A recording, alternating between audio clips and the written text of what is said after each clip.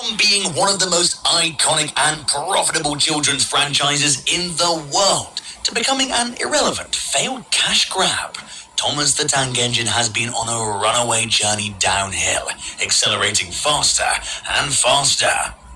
But what could have possibly led this powerful franchise to its demise? Today, we'll be covering the reasons for the downfall of Thomas the Tank Engine.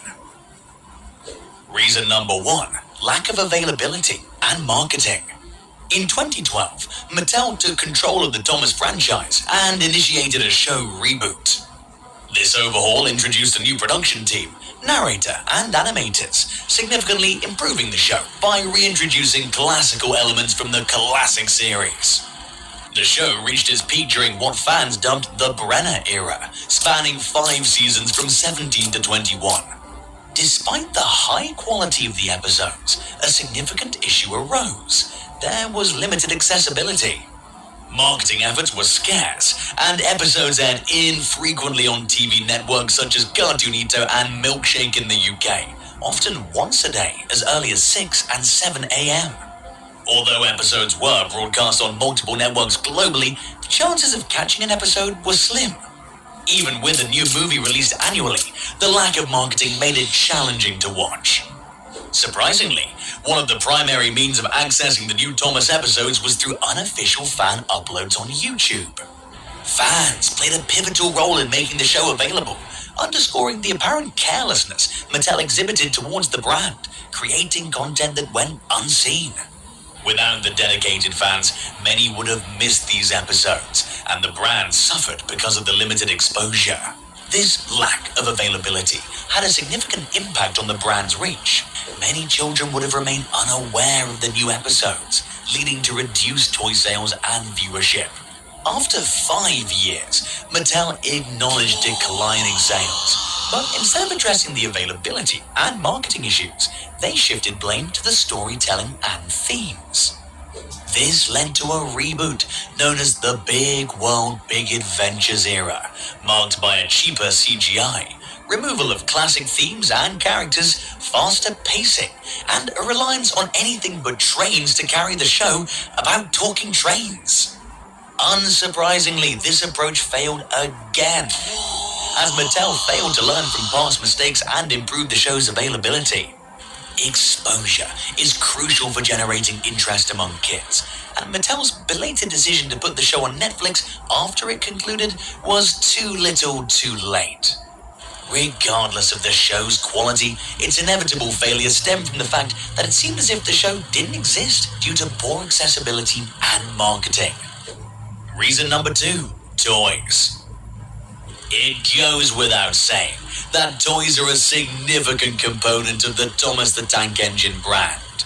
Loving Thomas often meant owning the merchandise. However, when Mattel took over, substantial changes were made to cut costs, resulting in cheaper character toys and gimmicky themes. The accuracy of the characters to toys suffered, leading children to opt for toys from other brands. Children do notice details on their toys. For instance, many older fans remember in the past when they were young discerning about small details, such as the non-moving side rods, which despite being accurate and of high quality, was something that bothered children of that era. This suggests to us, if those high-quality toys had criticism from children, they will definitely notice how ugly and inaccurate the current merchandise is. The littlest of things make a big difference. Furthermore, there was a notable reduction in the variety of characters available. In the past, shelves were filled with diverse Thomas characters, including some more obscure ones, creating an impression of a vast collection.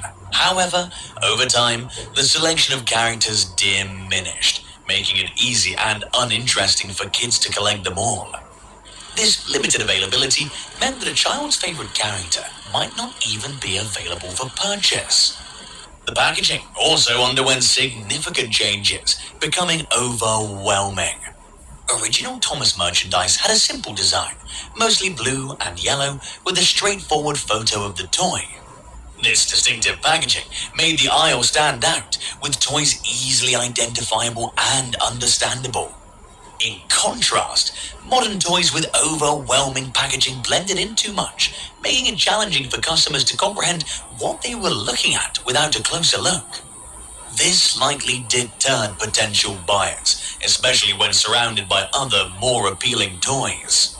Towards the end of the show in 2020, efforts were made to rectify this issue by introducing simpler sets and packaging. However, these improvements came too late. The lack of characters and overwhelming packaging contributed to the gradual reduction of Thomas toy sections in shops. In some cases, there's hardly a dedicated Thomas section at all. Additionally, the constant updates to toy brands featuring new names and features further exacerbated the situation. Instead of learning from their mistakes, the brand doubled down on its ways, resulting in toy brands running barely for 2 years before changing again to be cheaper and less appealing. Reason number 3, politics. Politics in recent years has proven to be incredibly controversial in the media. But how did it impact the Thomas brand? Well, after the Brenner era was deemed a failure, the big world, big adventure era took a new direction, focusing on other countries, messages, and diversity within the main cast of characters. This shift seemed clearly aimed at garnering attention from news outlets for big, fancy headlines. While diversity in TV shows is absolutely fantastic, offering children valuable messages and lessons, for Thomas, it sadly didn't work. It pushed the franchise to cover themes it simply can't explore or explain in a way that it should. The Thomas franchise revolves around talking trains and uniquely focuses on problems and challenges trains face. The entire show has featured talking trains reacting and understanding train-related issues, a concept exclusive to the show. The new diverse storylines introduced in the big world, big adventure era don't necessitate trains and could easily be included by any other children's TV shows instead. Thomas exploring the cultures of other countries, like pandas and coconuts, feels entirely disconnected from the show's original themes.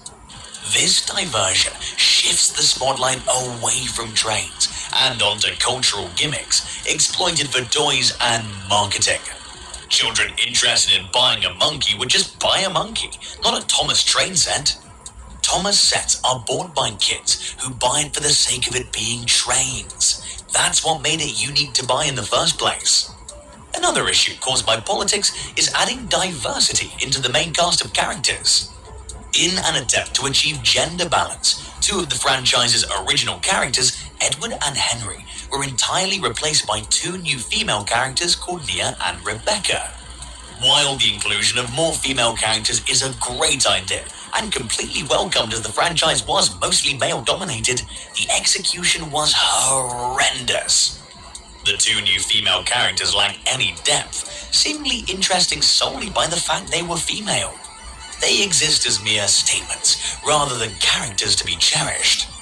They're like empty loaves of bread slotted between sandwiches.